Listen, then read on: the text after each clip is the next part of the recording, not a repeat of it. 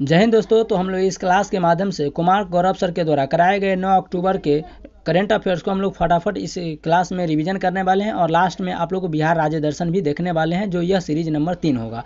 ठीक है, तो चलिए हम लोग फटाफट क्लास को शुरू करते हैं बिना समय को गवाए हुए। तो ये रहा आज का 9 अक्टूबर का करंट अफेयर्स का फास्ट रिवीजन। पहला नंबर प्रश्न को हम लोग देखते हैं कि हाल ही में वर्ष 2024 के भौतिक के नोबेल पुरस्कार के लिए किसे चुना गया है। तो ये जॉन एच हाफील्ड और जेफरी ई हिंटन को चुना गया है। और ये किसके क्षेत्र में चुना गया है। तो ये फिजिक्स के क्षेत्र में चुना गया है। चलिए इसको हम लोग देख लेते हैं, इसका ट्रिक क्या है। तो इसका ट्रिक है, फील्ड में मशीन हीट मारती है। फील्ड में मशीन क्या मारती है, हीट मारती है। और फील्ड से क्या हो गया, तो हाफ फील्ड हो गया। प्रिस्टल यूनिवर्सिटी के रहने वाले हैं, जो ये यूएसए में है। दूसरे हैं मशीन किसके लिए मिला है, तो मशीन लर्निंग के लिए मिला गया है, मशीन के लर्निंग के लिए मिला है। और दूसरे हैं हीट से हो गया जेफरी हिंटन, जो टोरंटो यूनिवर्सिटी कनाडा के रहने वाले हैं। ठीक है, आइए हम लोग नोबेल पुरस्कार की शुरुआत कब किए गए थे, इसको देख लेते हैं। कि नोबेल पुरस्कार की शुरुआत जो किया था सर्वप्रथम 1921 में किया गया था। और यह 10 दिसंबर को हर साल मनाया जाता है। अल्फ्रेड नोबेल के जन्म पुण्यतिथि के रूप में हर साल इसको मनाया जाता है। अल्फ्रेड नोबेल ने डायनामाइट की खोज किए थे। और यह फिजिक्स का प्रथम नोबेल पुरस्कार जो दिया गया था वो रॉन्टगन को दिया गया था एक्सरे खोज के लिए। आइए चिकित्सा के क्षेत्र में हाल ही में नोबेल पुरस्कार दिया गया है, उनको बारे में भी हम लोग ट्रिक के माध्यम से देख लेते हैं। ट्रिक है कि गोरी बोस मेडिसिन नहीं लेती। गोरी जो बोस है वो मेडिसिन यानी दवाई नहीं लेती है। गोरी से हो गया गोरी रोबकुन, जो यूएसए के रहने वाले हैं। और बोस से हो गया विक्टर एम्ब्रोस, ये भी यूएसए के रहने वाले हैं। किस क्षेत्र में दिया गया, तो मेडिसिन यानी कि चिकित्सा के क्षेत्र में दिया गया है। नहीं से हो जाता है एनए यानी कि माइक्रो आरएनए के खोज के लिए दिया गया है। ठीक है, आइए हम लोग नेक्स्ट नोबेल पुरस्कार देख लेते हैं कि इकोनॉमिक्स में नोबेल पुरस्कार की स्थापना कब हुआ था, तो 1968 में, लेकिन प्रथम बार इन्हें 1969 में दिया गया था। आइए हम लोग ललन टॉप देख लेते हैं इस क्लास का। पहला ललन टॉप है कि नासा के सुनीता विलियम्स को धरती पर वापस लाने के लिए किसके सहयोग से क्रू 9 मिशन को लॉन्च किया गया है। तो स्पेस एक्स प्लस में नासा के साथ जैसे इसका मिशन को लॉन्च किया जा चुका है। नेक्स्ट ललन टॉप देख लेते हैं कि पीएम मोदी ने विडकिन औद्योगिक क्षेत्र का उद्घाटन किए थे, महाराष्ट्र के अंदर जैसे शुरुआत की है। नेक्स्ट है नील्स बोहर के परमाणु मॉडल के अनुसार किसी कक्षा में अधिकतम इलेक्ट्रॉनों की संख्या कितनी हो सकती है। तो कक्षा में अधिकतम इलेक्ट्रॉनों की संख्या 4 होता है, जिसमें से n बराबर 1 बराबर होता है 2 और n2 बराबर होता है 8 और n3 बराबर होता है 18। n से हम कक्षकों की संख्या को दर्शाते हैं, जैसे कि 2 8 18 और n4 बराबर होता है आपको 18, जिसमें कक्षक कितने होते हैं, तो टोटल कक्षा 4 होते हैं, जैसे कि एल एम और एन होता है। ये टोटल 4 कक्षे होते हैं। आइए हम लोग नेक्स्ट ललन टॉप देखते हैं, जिप्सम से प्लास्टर ऑफ पेरिस कैसे प्राप्त किया जाता है। तो जब जिप्सम को यानी कि CaSO4 2H2O को, इसका रासायनिक नाम होता है कैल्शियम सल्फेट डाइहाइड्रेट। इसको जब गर्म किया जाता है तो गर्म करने पर CaSO4 1/4H2O में टूटता है, जिसको कैल्शियम सल्फेट सेमी हाइड्रेट कहा जाता है। यही प्लास्टर ऑफ पेरिस का सूत्र होता है। ठीक है, चलिए अगला हम लोग क्वेश्चन देख लेते हैं कि हाल ही में दक्षिण पूर्व एशिया के लिए 77वीं WHO क्षेत्रीय समिति की बैठक कहाँ किया गया। तो ये भारत के अंदर किया गया है। चलिए हम लोग WHO की क्षेत्रीय बैठक को देखते हैं। इसको कहते हैं हिंदी में दक्षिण पूर्व एशिया के लिए बैठा है। इसमें 77वीं बैठक 2024 में हुआ है, जो भारत में होने वाला है। मेजबान इसका भारत यानी दिल्ली करने वाला, दिल्ली में होने वाला है। इसकी अध्यक्षता JP नड्डा करने वाले, जो हमारे भारत के स्वास्थ्य मंत्री हैं। और इनमें कुल 11 देश शामिल हैं।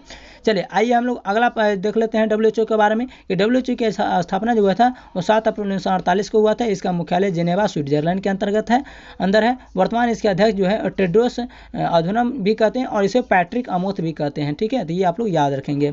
आइए हम लोग आसियान के बारे में देख लेते हैं कि आसियान का full form association of south east Asian Nations होता है। इसकी स्थापना 1967 में हुआ था, यानी 8 अगस्त 1967 में। मुख्यालय इसकी जकार्ता इंडोनेशिया की राजधानी यहाँ पर है।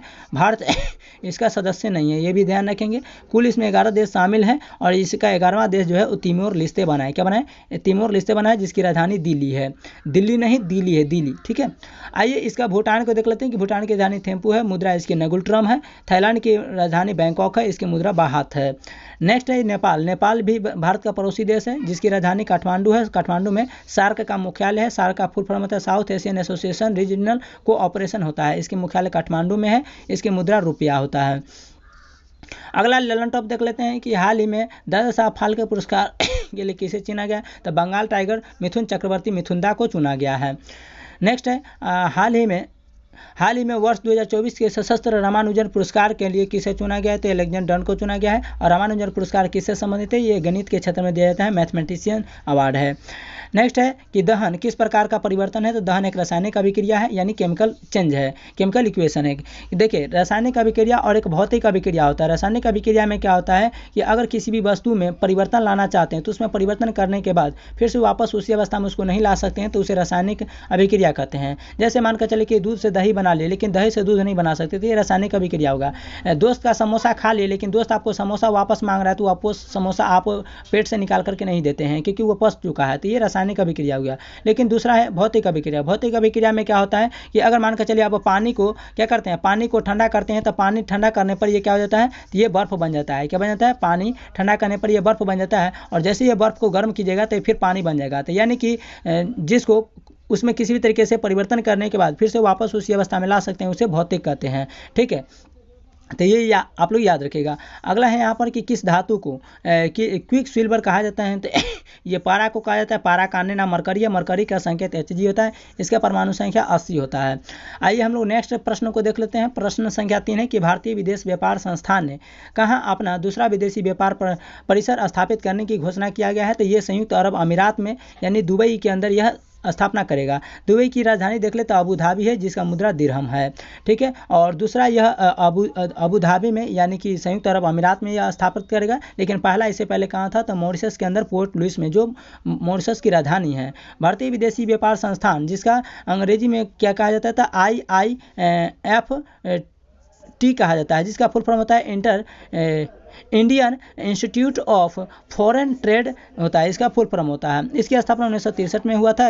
यह वाणिज्यिक मंत्रालय के अंदर कार्य करता है। आइए हम लोग नेक्स्ट देख लेते हैं योजना के बारे में कि जय जवान कार्ड योजना की शुरुआत UAE में ही किया गया है, और उद्देश्य इसका है कि UPI यानी कि यूनिफाइड पेमेंट इंटरफेस, इसका फुल फॉर्म होता है UPI का। इसमें ऑनलाइन ट्रांजेक्शन को बढ़ावा देना इसका जय कार्ड योजना की उद्देश्य है। नेक्स्ट ललन टॉप देख लेते हैं कि हाल ही में भारत कजाकिस्तान का 8वां संयुक्त, याद रखिएगा कि क्या हुआ है? तो 2024 में 8वां संयुक्त सैन्य अभ्यास किया गया है, जिसका नाम है काजिंद। क्वेश्चन पूछा जाता है कि काजिंद युद्ध अभ्यास किन के बीच होता है? तो ये कजाकिस्तान और भारत के बीच होता है, ये याद रखेगा। ठीक है, यह कहाँ पर किया गया? तो हाल ही में उत्तराखंड के ओली में किया गया है। नेक्स्ट है यहाँ पर कि हाल ही में 594 पारियों की सबसे तेज 27,000 रन पूरे करने वाले इंडियन क्रिकेटर कौन बन गए? तो विराट कोहली बन चुके हैं, ये याद रखेंगे आप लोग। आगे की पीएच स्केल की खोज किसने किया था? तो सोरेनसन ने किया था। ये पीएच मान का एक बार हम लोग एक नज़र में फटाफट देखें कि जिसका पीएच मान 7 से कम होता है वो अम्ल कहलाता है, जिसको अंग्रेजी में हम लोग एसिड बोलते हैं, और जिसका पीएच मान 7 से अधिक होता है वो क्षार कहलाता है, और जिसका पीएच मान 7 होता है वो उदासीन कहलाता है। ठीक है, चलिए अगला क्लास में हम लोग आपको बता देंगे कि अम्ल, भस्म और लवण पहचानने के लिए ट्रिक। ठीक है, चलिए ज़्यादा वीडियो लंबा ना हो इसके लिए हम इसमें नहीं बता पा रहे हैं। आगे कहता है कि अम्ल राज में हाइड्रोक्लोरिक अम्ल तथा सांद्र नाइट्रिक अम्ल किस अनुपात में मिश्रित होता है? तो ये हाइड्रोक्लोरिक अम्ल का सूत्र होता है HCl, और नाइट्रिक अम्ल का सूत्र होता है NO3 जिसका अनुपात होता है 3:1 होता है। क्या होता है? 3:1 होता है। जैसे आप लोग आसानी से पहचान सकते हैं, हाइड्रोक्लोरिक अम्ल का एगो है, और HNO3 में देखिए यहाँ पर 3 लिखल है, तो यहाँ पर 3, तो फार्मूला देखकर भी आप लोग अनुपात को बता सकते हैं। आइए क्वेश्चन नंबर 4 को देखते हैं कि हाल ही में रुपे कार्ड कहाँ लॉन्च हुआ है? तो ये रुपे कार्ड जो हुआ है ये मालदीव के अंदर लॉन्च हुआ है, क्योंकि मालदीव के अभी जो राष्ट्रपति हैं मोहम्मद मुइज़ी साहब, ये भारत यात्रा पर आए हैं। तो यहाँ पर 4 समझौते किए गए, जिसमें पहला है रुपे कार्ड को यहाँ पर लॉन्च करना। इसका लॉन्च किया गया है NPCI के द्वारा, और NPCI का फुल फॉर्म होता है national payment corporation of India होता है। कहाँ लॉन्च हुआ है? तो मालदीव में लॉन्च हुआ है, और मालदीव के वर्तमान राष्ट्रपति कौन है? तो मोहम्मद मुइज़ी साहब हैं, ये आप लोग याद रखिएगा। दूसरा समझौता जो किया गया ये हनीमथु एयरपोर्ट जो है मालदीव के अंदर, वहाँ पर नए रनवे का निर्माण कौन करेगा? तो ये भारत करेगा। तीसरा समझौता है कि अड्डू मालदीव के अंदर अब भारत का नया दूतावास स्थापित होगा। तो कहाँ पर? तो क्वेश्चन पूछा जाएगा कि मालदीव के अंदर नए दूतावास का निर्माण कहाँ पर होगा? तो ये अड्डू में होगा, जो मालदीव के अंदर होगा, और भारत करेगा। और मालदीव के दूतावास जैसे दिल्ली में कहाँ स्थापित होगा? तो ये बेंगलुरु में स्थापित होगा, तो याद रखेगा। ठीक है, चलिए आइए अगलो हम लोग देख लेते हैं मॉरिशस के बारे में कि मॉरिशस की राजधानी पोर्ट लुइस है। यहाँ पर सर्वाधिक भोजपुरी बोली जाती है, ये भी आप लोग याद रखिएगा। विश्व हिंदी सचिवालय कहाँ स्थापित है? तो मॉरिशस में स्थापित है। इसकी मुद्रा मॉरिशियाई रुपया है। ठीक है, अगला है मलेशिया। मलेशिया की राजधानी कुआलालंपुर है, इसकी मुद्रा का नाम है रिंगिट। नेक्स्ट है फिलीपींस की राजधानी मनीला है, और इसका मुद्रा क्या है? तो पीसो है। आइए हम लोग कुछ डिवाइड करने वाले चैनल को देख लेते हैं। जैसे मालदीव और मिनिकॉय को बीच कितना डिग्री चैनल है, तो ये 8 डिग्री उत्तरी अक्षांश है। मिनिकॉय और कवारत्ती के बीच 9 डिग्री उत्तरी अक्षांश अलग करता है और अंडमान और निकोबार के बीच 10 डिग्री उत्तरी अक्षांश है। ठीक है, तो ये भी आप लोग याद रखिएगा।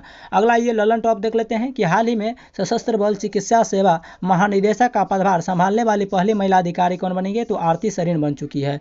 आइए नेक्स्ट हम लोग देख लेते हैं कि हाल ही में आयुष चिकित्सा मूल्य यात्रा शिखर सम्मेलन 2024 कहाँ आयोजित हुआ है, तो ये मुंबई में हो चुका है, जो भारत की वित्तीय राजधानी मुंबई भी है, ये याद रखेंगे। आगे है चलती हुई मोटर कार के अचानक रुकने पर, अगर कोई यात्री मोटर कार में बैठी है और चलती मोटर कार में अचानक ब्रेक लगता है तो यात्री आगे की ओर झुक जाते हैं। ये न्यूटन के किस नियम का उदाहरण है, तो न्यूटन के जड़त्व का नियम है और इसी जड़त्व के नियम को पहला नियम भी कहते हैं, जिसे लॉ ऑफ इनर्शिया भी कहते हैं।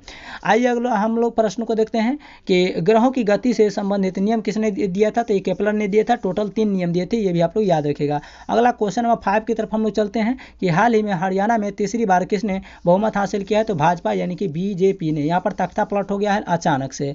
आइए हम लोग देखते हैं कि चुनाव जो हुआ है अभी वो दो जगहों पर हुआ है, एक हरियाणा है और दूसरा आपको जम्मू कश्मीर है। दोनों जगहों पर 90 सीटों में चुनाव लड़े गए हैं, ये भी आप लोग याद रखेगा। जम्मू कश्मीर की बात करें तो जम्मू कश्मीर में जम्मू में 43 सीट है और कश्मीर से 47 सीट से चुनाव लड़े गए हैं, टोटल आपको 90 सीट हो जाएंगे। फिर वहीं पर हरियाणा में देखें तो हरियाणा में टोटल 90 सीटों पर चुनाव लड़े गए हैं। यहाँ पर जो है बहुमत बनाने के लिए सरकार चाहिए, हरियाणा में वो 45 प्लस चाहिए, जिसमें से 48 बीजेपी अकेले खुद ला चुका है। ठीक है, और यह 8 अक्टूबर को परिणाम घोषित किया गया है, 8 अक्टूबर को यह रिजल्ट घोषित किया गया, ये भी आप लोग याद रखिएगा। सरकार बनाने के लिए कुल बहुमत कितना चाहिए, 45% चाहिए, 45 प्लस चाहिए, जिसमें से तीसरी बार लगातार बीजेपी की सरकार अब हरियाणा में बनने जा रही है। यहाँ पर जो विपक्षी पार्टी जो थे वो जेजेपी थे, जिसको जननायक जनता पार्टी कहते हैं। यहाँ पर इनकी खाता भी नहीं खुल पाया, जिसके कारण इनके जो है वो जब्ती हो चुका है, जिससे अध्यक्ष इनके कौन है, जेजेपी के यानी कि जननायक जनता पार्टी के, तो दुष्यंत चौटाला जी हैं, जिसमें 5वें स्थान पर आते हैं और इनका जो है जमानत जब्ती हो जाती है। आगे कहता है कि जुलना से अभी हाल ही में विनेश फोगाट भी चुनाव लड़े थे, तो जुलाना सीट से विजेता रहे हैं कौन, विनेश फोगाट रह चुके हैं। आइए अगर हम लोग देख लेते हैं जम्मू कश्मीर के, तो जम्मू कश्मीर बहुमत में जो बहुमत आया है वो नेशनल कॉन्फ्रेंस और कांग्रेस पार्टी को मिला है, जिसमें नया सीएम अभी उमर अब्दुल्ला बनने वाले हैं और यहाँ पर टोटल वोटिंग 61% हुआ है। नेक्स्ट है जम्मू कश्मीर की स्थापना 31 अक्टूबर को हुआ है और जैसे ही जम्मू कश्मीर को यूटी यानी केंद्र शासित पड़ने के बाद ये प्रथम चुनाव 2024 में हुआ है, तो ये एग्जाम के लिए मोस्ट इंपॉर्टेंट है, याद रखेगा। अगला ललन टॉप देख लेते हैं कि हाल ही में जापान और कोरिया के बाद यूएसए के नेतृत्व वाले खनिज सुरक्षा वित्त नेटवर्क में शामिल होने वाले तीसरा एशियाई देश कौन है, तो पहले इसमें था जापान और कोरिया और तीसरा अपना देश भारत शामिल इसमें हो चुका है। नेक्स्ट है यहाँ पर दूसरा कि हाल ही में क्लाउडिया सिनबाम ने किस देश की पहली महिला राष्ट्रपति के रूप में शपथ लिए, तो ये मैक्सिको के रहने वाली है। नेक्स्ट है पृथ्वी के लिए पलायन वेग का मान कितना होना चाहिए, तो 11.2 किलोमीटर पर सेकेंड होना चाहिए, यानी कि 1 सेकेंड में 11.2 किलोमीटर के स्पीड से किसी वस्तु को आप ऊपर फेंक सकते हैं तो वे फिर वापस पृथ्वी पर नहीं आएगा, ये भूल जाइए।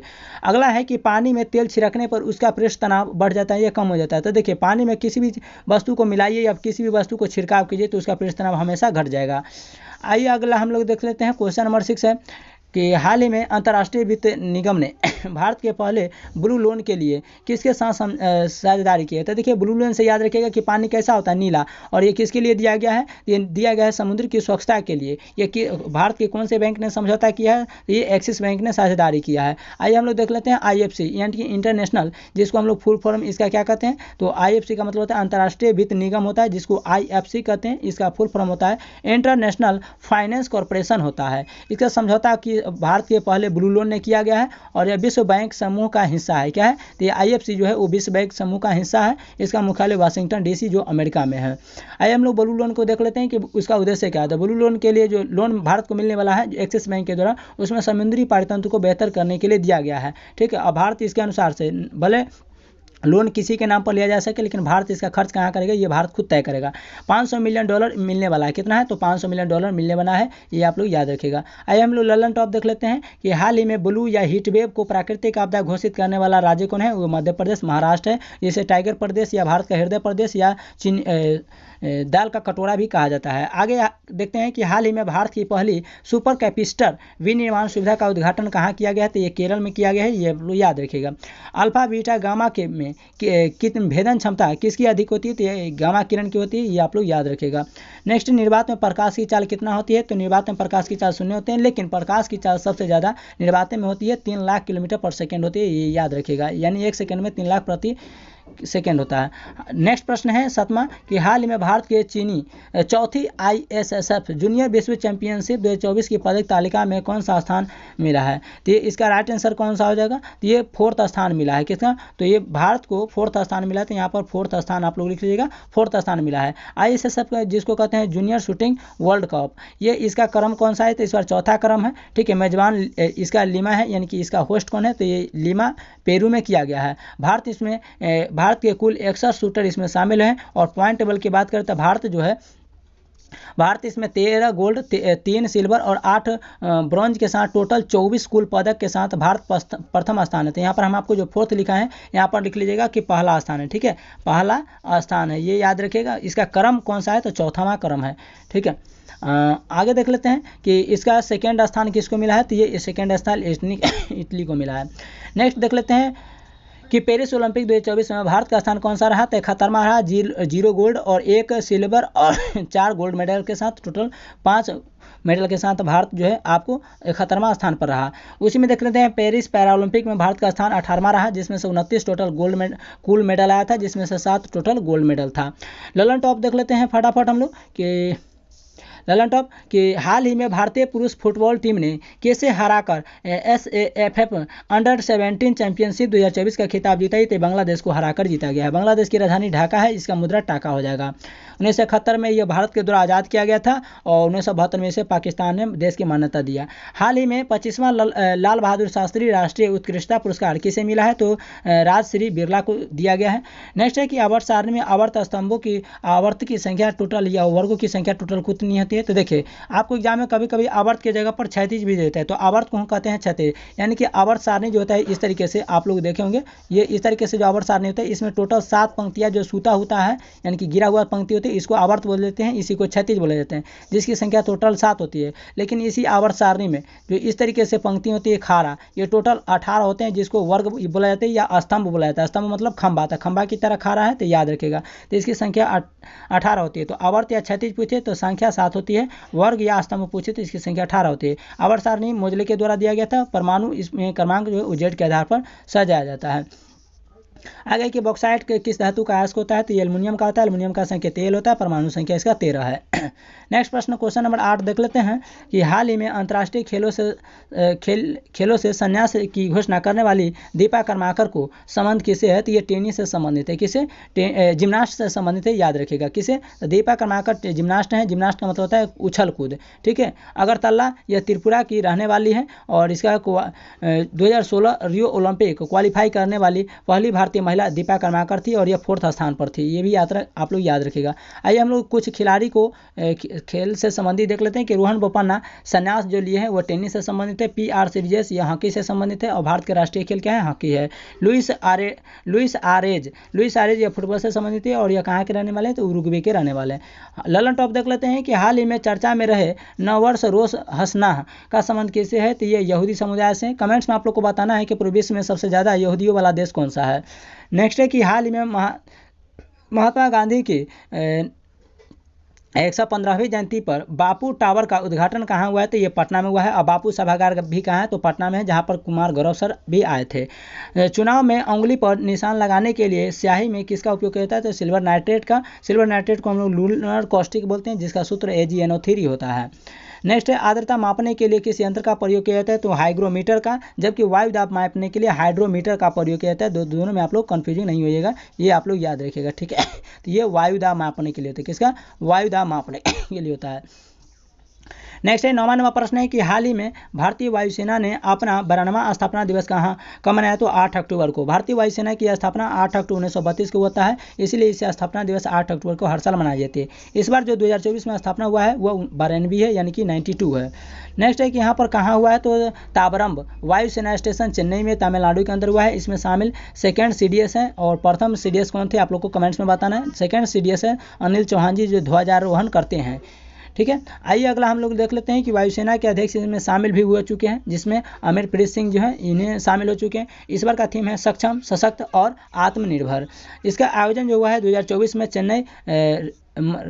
चेन्नई के अंदर मरीन बीच के अंदर हुआ है और आयोजन 2023 में प्रयागराज उत्तर प्रदेश में हुआ था, 22 में चंडीगढ़ में। लेकिन 2022 से यह हर जगह पर, यानी कि 2021 में यह घोषणा किया गया था कि हिंडन एयरबेस गाजियाबाद में ही होता था, लेकिन 2021 तक। लेकिन 2022 में यह घोषणा किया गया कि अब यह पूरा देश में घोषणा होगा।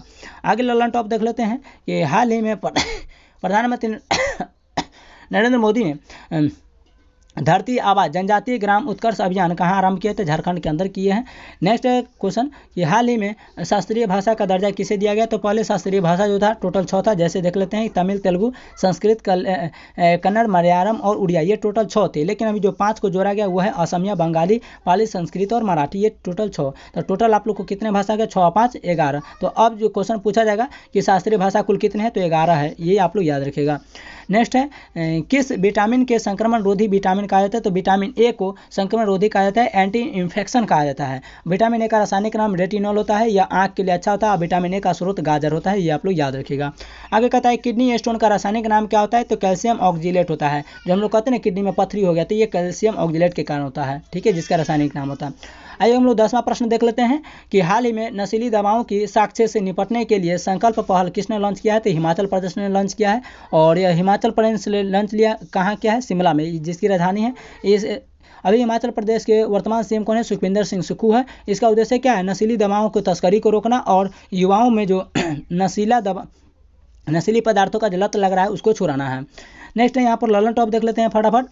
इसके बाद हम लोग बिहार का राज्य दर्शन देखने वाले हैं, सीरीज नंबर 3 कि भारतीय वायुसेना की 92वीं वर्षगांठ एयर शो कहाँ आयोजित किया गया? तो चेन्नई तमिलनाडु के अंदर मरीन बीच में किया गया, जहाँ पर 16 लाख से अधिक लोगों ने यहाँ पर भागीदार लिए थे, शामिल हुए थे, जिसमें वहाँ पर अधिक से अधिक जनसंख्या के कारण यहाँ पर डिहाइड्रेशन हुआ है, बहुत सारे लोगों की मृत्यु भी गए हैं और इसमें अधिक से अधिक लोग बेहोश भी हो चुके हैं।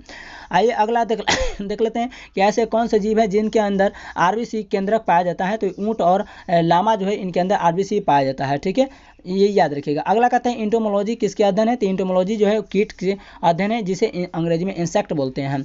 आइए हम लोग बिहार राज्य का सीरीज नंबर 3 देखने वाले हैं। इससे पहले हम 2 कर चुके हैं।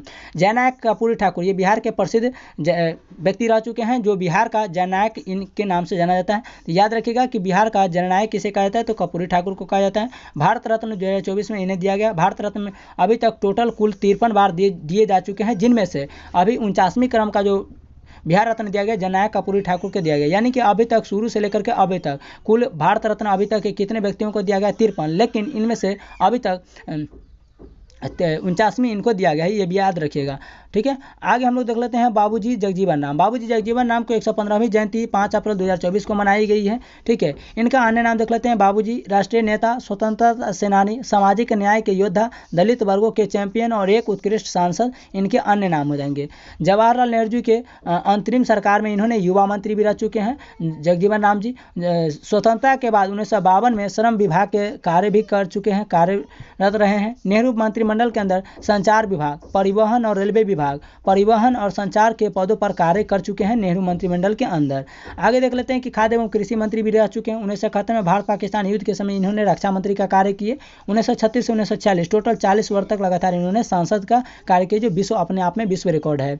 आगे है कि डॉक्टर विधान चंद्र राय। विधान चंद्र राय जो वेस्ट बंगाल यानी पश्चिम बंगाल के सेकेंड सीएम रह चुके हैं, मुख्यमंत्री। 1 जुलाई को इनका जन्म दिवस मनाया जाता है और 1 जुलाई को हम लोग राष्ट्रीय चिकित्सक दिवस इन्हीं के जन्म दिवस के रूप में मनाते हैं, ठीक है। आगे देख लेते हैं विधान चंद्र राय जी का जो है संबंध किसे? तो क्षेत्र से हैं और इनका जन्म पटना में हुआ था, बिहार की राजधानी पटना में, ये याद रखिएगा।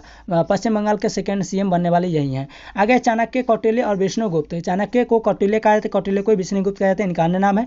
इन्होंने शिक्षा जो ग्रहण किया था तक्षशिला विश्वविद्यालय से किए थे। तक्षशिला विश्वविद्यालय उस समय भारत का हिस्सा था, लेकिन 14 अगस्त 1947 को पाकिस्तान अलग देश बन गया, जिसके समय यह तक्षशिला विश्वविद्यालय पाकिस्तान में चला गया, तो वर्तमान में भी पाकिस्तान में है। मौर्य साम्राज्य के संस्थापक चंद्रगुप्त मौर्य के समय प्रधानमंत्री के पद पर कार्य करने वाले चाणक्य, कौटिल्य और विष्णुगुप्त थे, ये याद रखिएगा।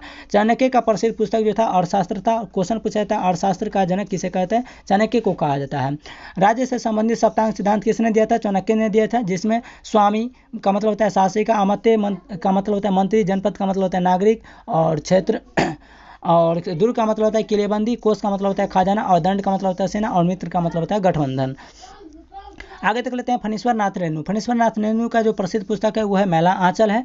हिंदी में पहली पुस्तक प्रसिद्ध पुस्तक कौन था? तो गोदान, जो मुंशी प्रेमचंद जी के द्वारा लिखा गया था। और सेकेंड दूसरी प्रसिद्ध पुस्तक कौन सा है? तो आंचल मैला है, जो फणीश्वर नाथ रेणु जी के द्वारा लिखा गया था। अगला है सुशांत सिंह राजपूत, जो बिहार के और जो उभरते एक बॉलीवुड एक्टर थे, जो अपना दम पर इन्होंने पूरा करियर को अपना तैयार किए थे, लेकिन कुछ कारणों के कारण इन्हें सो मृत्यु हो चुका है। अब पता नहीं कि इनका सही कारण क्या था। आइए है कि गुरु गोविंद सिंह का जन्म पटना साहिब या तख्त हरमिंदर सिंह पटना साहिब के नाम से जाना जाता है। तो गुरु गोविंद सिंह का जन्म पटना बिहार में हुआ था, ठीक है, और इनके जन्म स्थान को पटना साहिब या तख्त हरमिंदर सिंह जी पटना के नाम से जाना जाता है, ये आप लोग याद रखिएगा। सिखों के 5वें तत्व में से एक पटना साहिब भारत में स्थित है, ये याद रखिएगा। पगड़ी बांधने का शुरुआत इन्होंने ही शुरुआत किया था, ये आप लोग याद रखिएगा। उन्होंने खलासा या पंथ या 5 क के सिद्धांत दिए थे, 5 क के सिद्धांत। आइए हम लोग 5 क का सिद्धांत का मतलब क्या होता है? 5 क। पहला होता है क से केस, केस का मतलब होता है बिना कटे हुए बाल। दूसरा होता है क से कंघा, क से होता है कंघा। दूसरा क, तो कंघा का मतलब है लकड़ी की कंघी। तीसरा क होता है कारा, कारा का मतलब होता है लोहे या स्टील के कंगन, ठीक है। और चौथा क होता है कृपाण, कृपाण का मतलब होता है खंजर यानी भोंकने वाला खंजर। और पांचवा होता है क से कचेरा, कचेरा का मतलब होता है छोटी पतलून, ठीक है। आगे देख लेते हैं कि खलासा पंथ की स्थापना बैसाखी के दिन 1699 में किए थे। सिखों के 10वें और अंतिम गुरु कौन थे? गुरु गोविंद सिंह हैं, ये आप याद रखिएगा। और जैसे इन्होंने खलासा योद्धाओं के लिए कुछ अन्य नियम दिए थे कि जो भी खलासा योद्धा होंगे उनको तंबाकू, शराब और हलाल मांस से परहेज करना पड़ेगा। तो ये था बिहार सीरीज का राज्य दर्शन का तीसरा सीरीज। करंट अफेयर्स के साथ हम लोग फटाफट रिवीजन भी कर लिए। चलिए मिलते हैं नेक्स्ट क्लास में, तब तक के लिए सभी लोगों को जय हिंद।